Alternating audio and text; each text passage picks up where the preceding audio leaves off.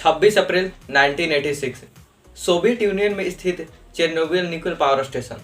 रात के 1:30 बजे उस पावर प्लांट में एक बहुत ही बड़ा धमाका होता है। बहुत मात्रा में हानिकारक रेडियो एक्टिव पार्टिकल हवा में रिलीज हो जाती है और इससे इतनी मात्रा में हानिकारक मटेरियल हवा में रिलीज हो जाती है कि ये 400 हिरोशिमा एटॉमिक बम के बराबर होती है और इसे दुनिया का सबसे खतरनाक न्यूक्लियर डिजास्टर माना जाता है।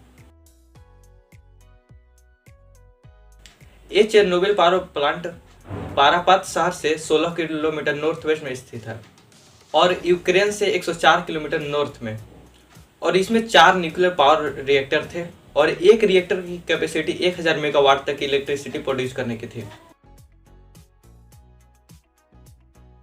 चलिए सबसे पहले समझते हैं कि न्यूक्लियर पावर प्लांट काम कैसे करता है। इस पावर प्लांट में बिजली उत्पादन किया जाता था और बाकी प्लांट की तरह इसमें भी इलेक्ट्रिसिटी प्रोड्यूस करने के लिए मोटर के पहियों को घुमाना रहता था। जैसे हाइड्रो इलेक्ट्रिसिटी में वाटर के द्वारा मोटर के पंखे को घुमाया जाता था और विंड इलेक्ट्रिसिटी में विंड के द्वारा पहिए को घुमाया जाता था। और थर्मल पावर प्लांट में कोयले की मदद से वाटर को हीटअप करके स्टीम में कन्वर्ट किया जाता था और उस स्टीम की मदद से पहिए को घुमाया जाता था। और इस न्यूक्लियर पावर प्लांट के केस में न्यूक्लियर रिएक्टर की मदद से वाटर को हीटअप किया जाता था, वाटर को हीटअप करके स्टीम बनाया जाता था और पहियों को घुमाया जाता था। आप इस सिंपल से डायग्राम में देख सकते हैं कि न्यूक्लियर पावर प्लांट कैसे काम करता है और इसमें पानी की सप्लाई कंटिन्यूसली होना बहुत ही ज़रूरी होता है। क्या हो अगर बिजली कट हो जाए और पानी की सप्लाई बंद हो जाए, तो इसके लिए प्लांट में एक डीजल की व्यवस्था की रहती थी ताकि उससे पावर दिया जा सके। लेकिन उस डीजल को भी चालू करने के लिए कम से कम 1 से 2 मिनट का समय लगता था। लेकिन उस बीच क्या होगा जब तक डीजल चालू ना हो, उसी को कंफर्म करने के लिए इसमें एक एक्सपेरिमेंट किया जा रहा था ताकि पावर कट होने के बाद भी उसमें उतना स्टीम बचता है कि पहियों को घुमा सके और उसको इलेक्ट्रिसिटी दिया जा सके। उस प्लांट में 4 न्यूक्लियर रिएक्टर थे और ये एक्सपेरिमेंट रिएक्टर नंबर 4 में किया जा रहा था। रिएक्शन को कम ज़्यादा करने के लिए उसमें कंट्रोल रोड लगे हुए होते हैं।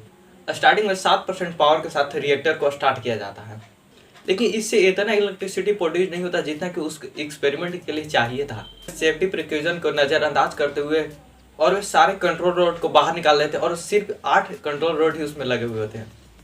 और कंट्रोल रोड बाहर निकालते ही और देखते ही देखते एक बड़ा रिएक्शन होना शुरू हो जाता है और रिएक्शन आउट ऑफ कंट्रोल होने लगता है। तब इसमें से कारीगर ने उन्हें इमरजेंसी बटन दबाया और सारे कंट्रोल रोड को अंदर जाने के लिए किया और जैसे ही कंट्रोल रोड अंदर गए वैसे एक बहुत ही बड़ा धमाका हो जाता है। रिएक्टर के भारी स्टील कंक्रीट को तोड़कर हवा में उड़ा देता है और आग की वजह से रेडियो एक्टिव पार्टिकल हवा में दूर दूर तक फैल जाते हैं। और इस घटना के अगले दिन ही पारापात शहर से 30,000 से ज़्यादा लोगों को निकाला जाता है और इस घटने की सूचना बाकी देशों को नहीं दी गई थी। आखिर इस प्लांट में क्या हुआ था, और स्वीडिश मॉनिटरिंग स्टेशन ने रिपोर्ट किया कि हवा में की रेडियो एक्टिविटी का स्तर बढ़ता जा रहा है। और स्पष्टीकरण करने के लिए स्वीडिश देश ने सोवियत यूनियन को दबाव डाला कि आखिर उस कंपनी में क्या हुआ था। तब सोवियत की सरकार ने यह स्वीकार किया कि हाँ, सोवियत में एक घटना हुई थी। 4 मई तक रिएक्टर से रिलीज होने वाली गर्मी और रेडियो एक्टिव पार्टिकल को कंट्रोल कर लिया चुका था। हालांकि लेबरों के लिए बहुत ही बड़ा जोखिम भरा काम था मलबे को हटाना और रेडियो एक्टिव मलबों को 800 अस्थायी जगहों पर दफन कर दिया गया। और कई साल बाद उस न्यूक्लियर प्लांट को एक स्टील और कंक्रीट की मदद से पैक कर दिया गया।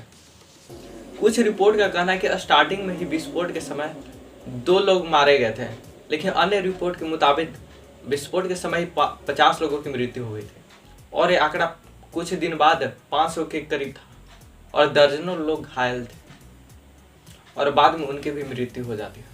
इस घटना के बारे में आप उस हिरोशिमा एटॉमिक के केस से आप समझ सकते हैं कि वहाँ पर एक एटॉमिक बम गिरने के बाद भी वहाँ पर लोग फिर से बच गए, लेकिन यहाँ पर अभी भी एक एक्सक्लूसिव जोन कर दिया गया और यहाँ पर अभी भी कोई भी लोग नहीं रहता है।